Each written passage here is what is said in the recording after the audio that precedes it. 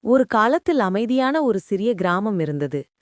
ஆனால் அதன் அருகே இருக்கும் மலையின் ஆழத்தில் ஒருவன் பயந்து வாழ்ந்த பூதன் இருந்தான். அவன் உள்ளே இருந்தது கோபமல்ல, தனிமை.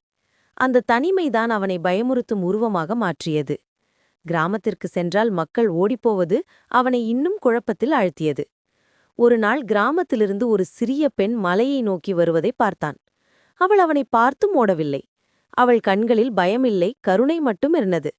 அந்த ஒரு கருணைக் கண்ணோட்டம் பூதனின் உள்ளத்தை தொடுத்தது. அவன் உள்ளே இருந்த இருள் மெதுவாக ஒளியாக மாறத் தொடங்கியது. அந்த நாளுக்குப் பிறகு பூதன் கிராமத்தை பயமுறுத்துவதை நிறுத்தினான். காடு பாதுகாப்பாக இருக்க உதவினான். மரக்கிளைகள் விழுந்தால் அகற்றினான், பாதைகளை சீர் செய்தான், ஆற்றிலிருந்த தடைகளை நீக்கினான்.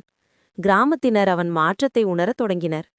பூதனின் உள்ளத்தில் அன்பும் அமைதியும் வளரத் தொடங்கின. கருணை காட்டிய அந்த சிறிய பெண் அவன் இதயத்திலிருந்த இருளை துக்கிலும் ஒளியாக மாற்றியது. அன்பும் மன்னிப்பும் இருளான இதயத்தையும் மாற்றிவிடும் சக்தி கொண்டவை.